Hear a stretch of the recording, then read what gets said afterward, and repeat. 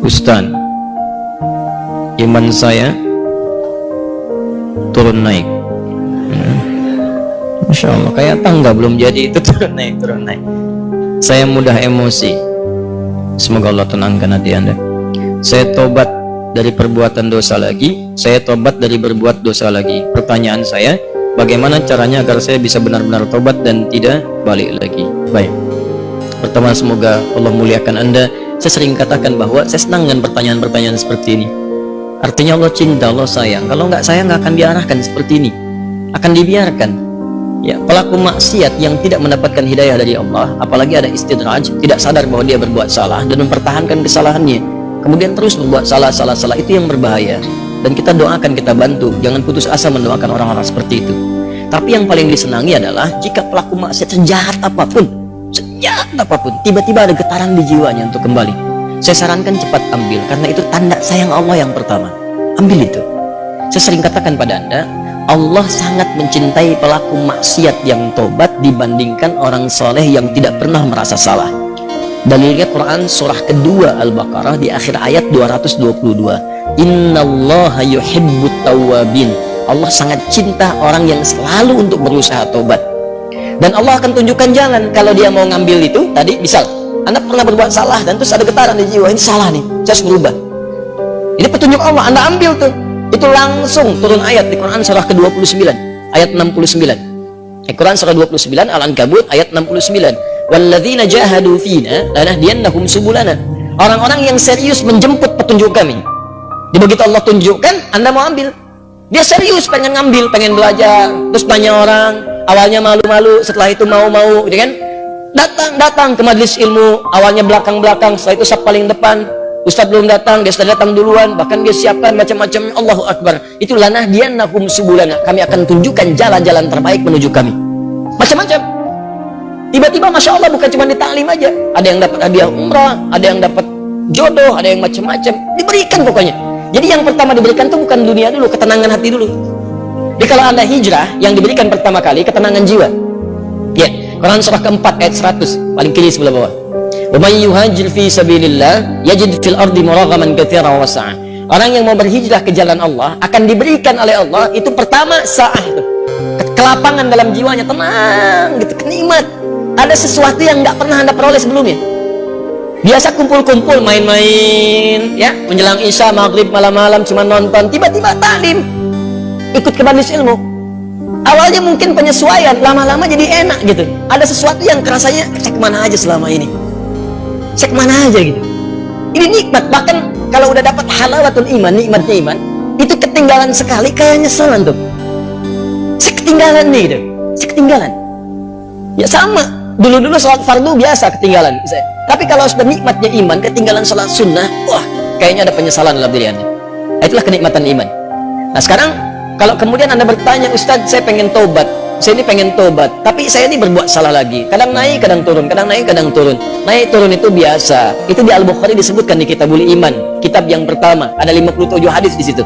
Kalau iman sedang naik turun, kata Imam Al-Bukhari, buka kitab saya. Dari 97 kitab, 97 pembahasan. Pembahasan pertama, Babul Iman, Kitabul Iman, 57 hadis. Di antara hadis yang mengatakan, Al-imanu yazidu wa yantaqis. Iman itu naik dan turun. Kadang naik, kadang turun. Yazidu bitta'at. Rumusnya kalau pengen naik, maka kuatkan iman itu dengan mengerjakan banyak ketaatan. Ketaatan itu buahnya amal soleh. Kerjakan amal soleh. Amal soleh itu detilnya adalah pekerjaan-pekerjaan ibadah. Sholat, amal soleh. Jadi kalau iman sedang turun, pengen dinaikkan, maka perbanyak amal soleh. Ya, amal soleh. Ini. Karena itu dalam Al-Quran kalimat iman sering disandingkan dengan amal soleh. Quran surah 103. Wal 'asr innal insana lafi khusr illa alladziina amanu wa amilus shalihat. Iman wa amilus shalihat. Ini amal saleh. Detilnya amal saleh nampak pada ibadah. Makanya setelah kalimat iman kadang ada detilnya ibadah. Kalimat iman pertama Al-Baqarah ayat 3. Alladzina yu'minuna bil ghaib wa yuqimunas shalah. Salat wa mimma razaqnahum infaq. Ya ayyuhalladzina amanu, Al-Baqarah 183. Kutiba alaikumus ya puasa. Tuh. Ini Jadi kalau iman merasa sedang lemah, sering terdorong berbuat yang kurang bagus, pengen dinaikin, maka rumus cepatnya adalah cepat buru amal-amal soleh. Paksakan untuk mengerjakan. Yang biasa fardu tambah sunnah. Rawatib dulu, latihan rawatib. Mutlak malamnya coba tahajud walaupun 2 rakaat dulu. Nanti kalau sudah terbiasa, kalau soleh itu sudah baik, rumuskan gini, hidup itu berpasangan, semua berpasangan. Quran surah 51 ayat 49, paling kiri agak sedikit ke bawah. Wa min kulli syai'in khalaqna zawjaini la'allakum tadhakkarun. Semua selain aku, kata Allah, aku ciptakan berpasangan supaya kalian sadar cuma aku yang tidak punya pasangan. Kata Allah, semua selain aku berpasangan. Yang hidup berpasangan. Ya, laki-laki lawannya perempuan, jantan hewan lawannya betina, putih tumbuhan Allah lawannya benang sari, siang lawannya malam, putih lawannya hitam. Sama persis, baik lawannya buruk. Saya ulang, baik lawannya buruk. Amal soleh lawannya amal salah. Jadi ada yang soleh, ini baik. Ada yang salah, nah ini buruk. Kalau orang sudah biasa baik, maka yang buruk akan tenggelam. Ya, waqul ja'al haqq wa zahaqal batil innal batila kana zahuqa. Quran surah 17 ayat 81. Paling kiri perkenahan. Ya, katakan kalau yang baik itu pasti muncul. Kalau sudah yang baiknya muncul, buruknya tenggelam. Sebaliknya, kalau buruknya dominan naik ke atas, baiknya tenggelam. Orang sering berkata-kata baik, maka mohon maaf, lisannya akan sulit berkata kotor. Silakan Anda cek, orang yang berkata-kata baik mau berkata kotor itu nggak bisa. Sama dengan orang terbiasa lisannya kotor, mau berkata baik nggak bisa. Preman dengan preman berpapasan, apa mungkin mengatakan Assalamualaikum bro? Nggak ada. Gimana apa kayak? Ngapain gitu? Kiai dengan kiai nggak mungkin berkata kotor. Ustaz dengan ustaz mustahil. Ahli ta'lim dengan ahli ta'lim. Assalamualaikum akhi. Waalaikumsalam akhi. Assalamualaikum ukhti. Waalaikumsalam. Jadi seperti itu. Jadi kalau Anda terbiasa berbuat baik, maka yang buruknya akan hilang. Maka rumusnya kata Nabi, tingkatkan kesolehan. Salat naikkan. Paksakan. Gini. Saya kasih doa ya, cepat ya, untuk menguatkan hati. Ini kalau Anda bisa kerjakan, sedang malas, bacakan dan kuatkan pada hati Anda. Kuatkan, insya Allah nanti Allah turunkan kekuatan dan Anda bisa kemudian maksimalkan. Allahumma, ikut aja. Allahumma, paksain. Ya, paksa. Udah. Ganti, serius. Allahumma ajbirna. Allahumma ajbirna. Ajbirna.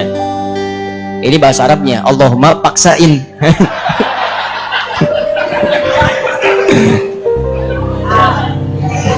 Ya. Paham? Ditingkatkan, naikin salat, mulai dari salat. Nah, kemudian ini penting, salat itu yang paling utama karena dalam salat itu banyak kalimat tobat. Antum baru takbir aja, habis takbir kan tobat. Coba lihat. Allahumma ba'id baini wa baina khataaya kama ba'adta bainal masyriqi wal. Ya Allah, mohon jauhkan antara aku dengan kesalahan yang telah aku perbuat sejauh-jauhnya. Aku nggak ingin lihat lagi seperti engkau jauhkan antara timur dengan barat. Jauhkan ya Allah yang tidak pernah bertemu. Allahumma naqqini minal khataaya kama yunaqqa thawbul abyadu minad danas. Ya Allah, kalau kesalahanku begitu pekat, mohon bersihkan seperti pakaian dibersihkan dari noda. Allahumma ighsilni bil ma'i wath thalji wal barad. Kalau begitu pekat luar biasa, gunakan ya Allah walaupun hanya air yang sangat dingin. Gunakan ya Allah. Maksudnya bersihkan sebersih-bersih. Antum tobat tuh, makanya pahami bacaan-bacaan salat. Sama dengan wajah alladzi fatara samawati wal arda hanifan musliman wa ana minal musyrikin. Inna salati wa nusuki wa mahyaya wa mamati lillahi rabbil la syarika lahu bidzalika umirtu wa ana minal muslimin atau wa ana awwalul muslimin. Ya Allah, aku pasrahkan diriku sepenuhnya pada saat ini kepada penguasa langit dan bumi. Kalau aku salat selama ini, atau aku ibadah ya Allah, atau aku hidup sampai dengan sekarang, atau engkau bahkan wafatkan aku dalam salat ini, engkau wafatkan aku dalam salat ini, aku ikhlas ya Allah, aku ikhlas. Berikan bimbingan kepadaku untuk meningkatkan ibadah. Dengan itu aku diperintahkan, jauhkan dari sifat musyrik. Mulai sekarang aku berjanji ya Allah, aku akan lebih patuh kepadamu. Mulai sekarang aku berjanji, aku akan lebih patuh kepadamu. Wa ana minal muslimin. Muslim itu kan patuh, tunduk, patuh. Jadi kalau Anda mengatakan kalimat itu habis salat berbuat maksiat, Anda berkhianat dengan kalimat Anda. Makanya sering katakan, pahami bacaan sholat, pahami. Anda akan mengerti betapa nikmatnya sholat ketika Anda memahami bacaan-bacaannya. Itu kalimat pertama. Kemudian di luar-luar itu Anda beristighfar. Makanya habis sholat kan Anda berzikir. Quran surah keempat ayat 103. Paling kanan, agak sedikit ke atas. فَإِذَا قَضَيْتُمُ الصَّلَاةَ, maka jika Anda selesai menunaikan salat, fadhkurullaha, maka segera berzikir kepada Allah. Apa zikir pertamanya? Hadis Muslim nomor hadis 571. Astaghfirullah, astaghfirullah, astaghfirullah. Allahumma antas salam wa minkas salam. Tabarakta ya dzal jalali wal ikram. Astaghfirullah itu, ya Allah saya minta ampun. Ya Allah saya minta ampun. Kalau dosa merasa banyak, dalam salat bersujud, dalam ruku minta. Masih kurang, merasa banyak dosa, habis sholat minta, ya Allah ampuni saya, ampuni. Saya merasa dosa saya banyak. Saya mengakui dosa saya banyak, ya Allah. Namun saya pun menyaksikan rahmatmu lebih luas dibandingkan dengan murkamu. Maka mohon ya Allah ampuni dosa saya. Makanya saat diucapkan itu sambil ingat dosa, ya bukan cuma di lisan.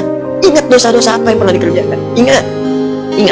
Itu yang dimaksudkan Quran surah keempat ayat 17-18. Innamat taubatu 'ala Allahi lil ladzina ya'maluna su'an bijahalatin tsumma yatubuna min qarib. Sungguh tobat yang diterima oleh Allah itu adalah orang yang pernah berbuat salah. Salah itu bawaan manusia. Jadi kalau Anda nggak pernah salah, apalagi ditanya Anda itu manusia apa malaikat? Cuma malaikat yang nggak pernah salah. Quran surat 66 ayat ke-6 paling kiri sebelah atas. La ya'sunallaha ma amarahum wa yaf'aluna ma yu'marun. Malaikat nggak pernah salah, nggak pernah bermaksiat, mengerjakan tugas sesuai tupoksinya. Nggak pernah bermaksiat. Apa pernah Anda dengar malaikat Jibril korupsi ayat? Nggak ada. Apa pernah malaikat sering tukeran tugas? Nggak ada. Jibril sini. Kenapa? Saya jengkel banget sama orang itu. Ente yang cabut nyawanya deh. Kata malaikat maut, nggak ada. Semua sama sesuai tugasnya masing-masing. Jadi kalau Anda mengharapkan kesempurnaan dari seseorang, percuma, karena Anda manusia. Sama persis dengan pasangan hidup. Kalau Anda mengharapkan suami Anda sempurna, Bu, ibu salah nikah. Harusnya ibu cari malaikat. Cuma malaikat gak punya nafsu. Jadi kalau ada suami salah, wajar, namanya manusia, jangan diekspos kesalahannya. Demikian juga istri kalau keliru, wajar, namanya perempuan, manusia. Kecuali malaikat. Papa kenapa sih gak pernah mengertiin aku? Mama, papa ini manusia, bukan malaikat. Mama juga bukan setan kan? Kalau setan sebaliknya, selalu kenal salah, nggak kenal benar. Dan setan nggak mau tobat. Manusia pertengahan, salah dan tobat. Setan salah, nggak mau tobat. Jadi kalau ada manusia mengatakan dirinya manusia salah, nggak mau tobat, patut ditanya dia manusia atau itu. Paham ya? Tobat itu terus. Makanya disebut tawab. Tawab itu nggak berhenti. Jadi kalau sekarang belum kerasa perubahan ya, terus tobat, jangan berhenti. Terus tobat. Misal sekarang tobat nih, masih berulang, tobat lagi, terus jangan berhenti sampai Anda merasakan bahwa perbuatan itu buruk dan membencinya. Terus jangan berhenti, jangan terus tobat. Nangis, hari ini nangis, gak bisa, besok nangis, gak bisa, besok nangis, gak bisa lagi, tangisi diri Anda yang belum bisa menangis. Terus. Dan kalaupun Anda wafat, Anda sedang dihitung wafat dalam keadaan berusaha tobat. Itu poinnya. Bukankah ada orang membunuh 100 orang dan dia berusaha tobat? Dia berusaha tobat, datang ke majelis ilmu, berusaha di jalan wafat, dihitung oleh Allah. Padahal belum tahu dia diterima atau enggak tobatnya, belum tahu dia. Cuman dia berusaha di jalan mewujudkan tobatnya, bunuh orang. Anda bayangkan, maksiat itu udah hatam, udah lewat bahkan. Ya, dia kerjakan, tapi dia mau tobat, dia terima getaran jiwanya, datang, istighfar di jalan meninggal, diterima tobatnya. Dan kita tidak tahu pelaku maksiat mana yang saat wafat dalam keadaan tobat. Ya, makanya ayo biasakan tobat, istighfar. Nabi aja biasa istighfar.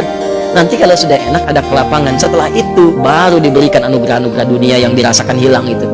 Awal-awal tuh begitu Pak, kadang pengen tobat, saya pengen tobat ya Allah, ke masjid, sholat 2 rakaat ya tuh masjid, pulang sepatu hilang. Ya, kadang-kadang begitu, karena Allah kalau sudah senang dengan seorang hamba, yang kurang baik dibuang-buang, buang, nanti didatangkan lagi yang baik kalau Anda sabar. Ya, kan pernah ada seorang, ini kisah nyata, seorang pemuda tobat. Terus diarahkan pada seorang syekh. Begitu diarahkan di syekh itu, kata syekh, ini benar kamu mau tobat. Kalau mau tinggal dengan saya terbatas. Yang ada cuma kurma, minum air putih. Nggak apa-apa syekh, saya mau tobat. Tinggal di situ. Sehari, 2 hari, 3 hari. Begitu 3 hari, setan datang. Kadang-kadang setan itu datangnya kepada orang tobat, gak seketika. Nanti, beberapa waktu, diarahkan kepada maksiat.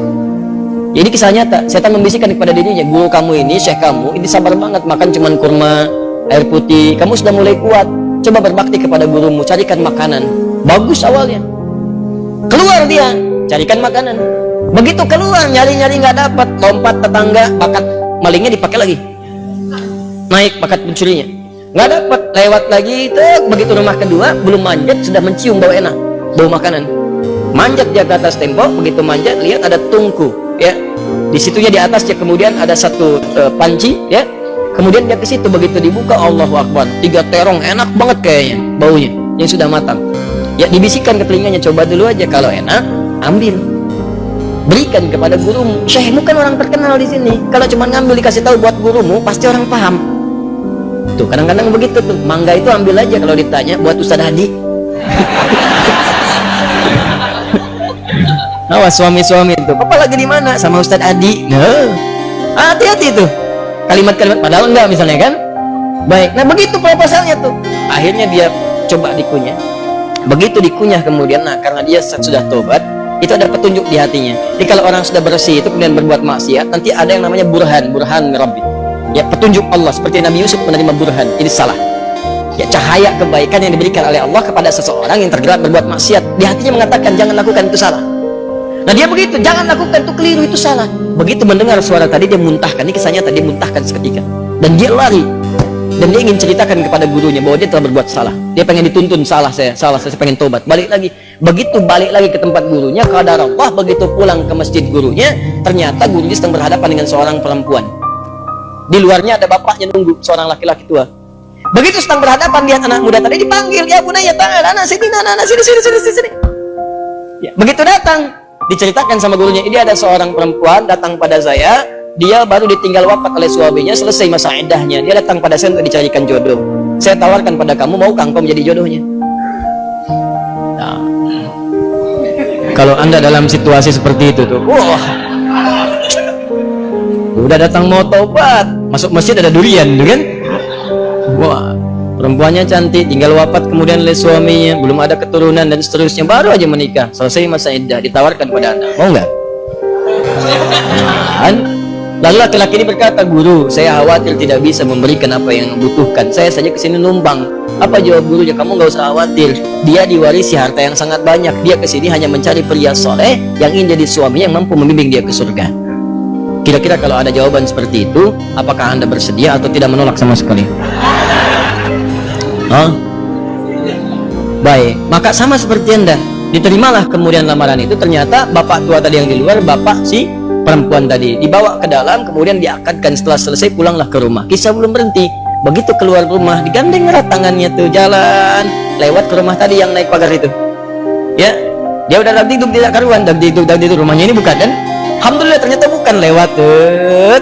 Begitu di rumah yang terong tadi, dia percepat jalannya. Begitu dipercepat, maka terasalah kemudian ada rem di tangannya dari istrinya tadi. Dipegang tangannya, Zauji, ada apa itu nak? Sayang, ini rumah kita katanya. Rumah terong tadi. Betul. Masuklah ke situ. Aduh, celaka saya katanya kan. Begitu masuk ke situ, bertanya, polos kayak nanya, Zauji, hal anta ja'i? Sayang, kamu lapar? Jujur dia, nah, saya lapar. Saya 3 hari makan cuman kurma, minum air putih gini ya. Alhamdulillah. Baik, tunggu sebentar. Begitu ke dapur dia lihat, wah, terongnya kan bermasalah tuh. Pancinya kebuka, dia rupanya dia nyiapkan terong itu untuk suami barunya. Begitu dilihat terong yang bermasalah, dia teriak, siapa yang makan terong saya? Katanya. Tahan. Kalau situasi itu terjadi, bagaimana rasanya?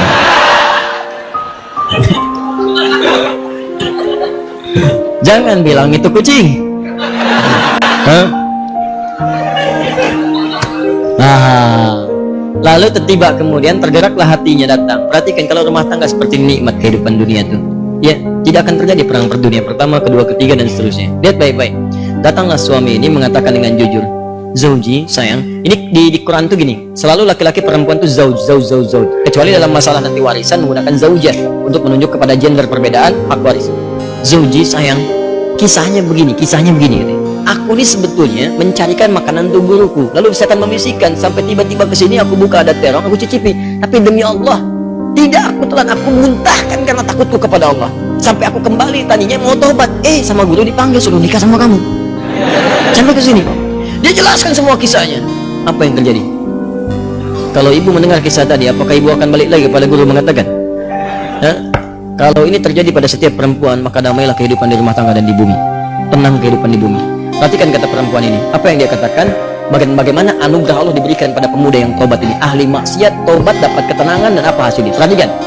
Wallahi, demi Allah, secuil terong yang kau muntahkan karena Allah itu, maka Allah ganti dengan seluruh terongnya, panci tempat terongnya, rumah tempat terongnya, plus pemilik terongnya. Wallahi, secuil terong yang kau muntahkan karena Allah itu, maka Allah ganti dengan seluruh terongnya, panci tempat terongnya, rumah tempat terongnya, plus pemilik terongnya. Coba lihat, pulanglah dari sini cari terong. Ya, tobat.